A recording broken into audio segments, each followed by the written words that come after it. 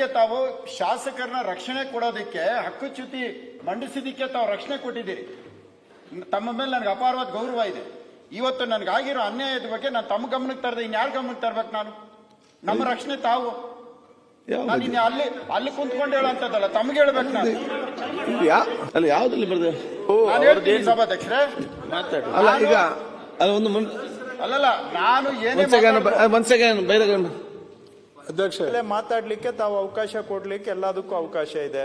ಇಲ್ಲ 0 ಅವರ್ ಅಲ್ಲಿ ಕೊಡ್ಬೇಕಾದ್ರೆ ಅದು ತಮ್ಗೆ ನೋಟಿಸ್ ಬರ್ಲಿಲ್ಲ. ಯಾವ್ದು ವಿಷಯ ನಮ್ಗೇನ್ ಗೊತ್ತಾಗ್ತಾ ಇಲ್ಲ. ತಾವು ನೋಟಿಸ್ ಕೊಟ್ಟಿದಾರಾ? ಬಜೆಟ್ ಮೇಲೆ ಮಾತಾಡಬೇಕಾದ್ರೂ ನೋಟಿಸ್ ಬೇರೆ ಇನ್ಯಾವ್ದಾದ್ರು ಫಾರಂ ನಲ್ಲಿ ಅವ್ರದ್ದು ಕಷ್ಟ ಅವ್ರದ್ದು ಏನಾದ್ರು ಇದ್ರೆ ಅವ್ರದ್ದು ಅದನ್ನ ಹೇಳಿ 0 ಅವರ್ಗೆ ತಮ್ಗೆ ನೋಟಿಸ್ ಕೊಟ್ಟಿದಾರಾ? ಏನು ವಿಷಯ ಯಾವ ಇದ್ರಲ್ಲಿ ಮಾತಾಡ್ತಿದ್ದಾರೆ? ಯಾವ್ದು ಬಜೆಟ್ ಮೇಲೆ ಮಾತಾಡೋದಿದ್ರೆ ಮಾತಾಡ್ಲಿ, ಏನು ನಾವು ರೆಡಿ. ಈಗ ಬೇರೆ ಬಜೆಟ್ ಮೇಲೆ ಮಾತಾಡ್ಲಿಕ್ಕೆ ತಾವು ಅವಕಾಶ ಕೊಡ್ಬೋದು.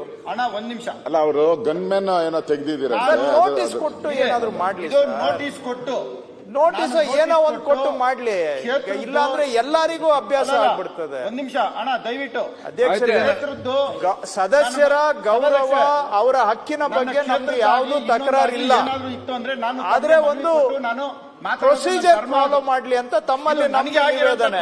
ನಿಮ್ಗೆ ಪರಮೋಚ್ಚ ಅಧಿಕಾರ ಇದೆ, ಆದ್ರೂ ಕೂಡ ಒಂದು ಎಲ್ಲರಿಗೂ ಪ್ರೊಸೀಜರ್ ಇದೆ, ಅವರು ಪ್ರೊಸೀಜರ್ ಫಾಲೋ ಮಾಡ್ಲಿ. ಬಜೆಟ್ ಮೇಲೆ ನನಗೆ ವೈಯಕ್ತಿಕವಾಗಿರೋ ತೊಂದರೆಗೆ ನಾನು ಮನವಿ ಕೊಟ್ಟು ನನ್ನ ಕ್ಷೇತ್ರಕ್ಕಾಗಿದ್ಯಾ ಮನವಿ ಕೊಡ್ತೀನಿ, ಇನ್ನೊಂದು ಮಾತಾಡ್ತೀನಿ. ಇದು ನನಗಾಗಿರೋ ಸಮಸ್ಯೆಗೆ ನನಗೆ 10 ನಿಮಿಷ ಟೈಮ್ ಕೇಳ್ತಾ ಇದ್ದೀನಿ. ಬೇರೆ ಏನ್ ವಿಷಯ ಅಂತ ಗೊತ್ತಿಲ್ಲ. ಬಜೆಟ್ ಮೇಲೆ ವಿರೋಧ ಮಾಡ್ಲಿ, ಅವ್ರು ಎಷ್ಟು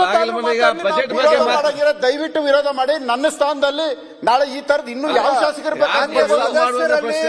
ವಿನಯವಾಗಿ ನಾನು ಪ್ರಾರ್ಥನೆ ಮಾಡ್ತಾ ಇದ್ದೇನೆ, ತಾವು ಮಾನ್ಯ ಸಭಾಧ್ಯಕ್ಷರನ್ನ ಭೇಟಿ ಮಾಡಿ ತಾವು ಏನ್ ವಿಷಯ ಪ್ರಸ್ತಾಪ ಮಾಡಬೇಕು ಅಂತಿದ್ದೀರಿ, ಸಭಾಧ್ಯಕ್ಷರೇ ತಮ್ಗೆ ಮಾರ್ಗದರ್ಶನ ಮಾಡ್ತಾರೆ.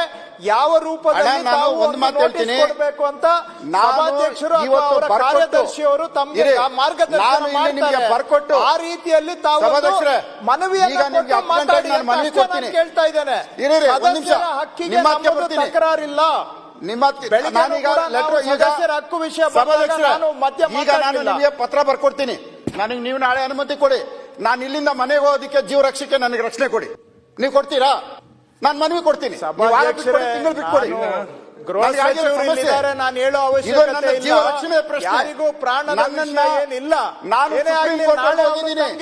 ನಾಳೆ ತಮಗೆ ಅವರ ನಿವೇದನೆಯನ್ನ ಕೊಡಿ, ಜೀವ ರಕ್ಷಣೆ ಅವಕಾಶ ಮಾಡಿಕೊಡಿ.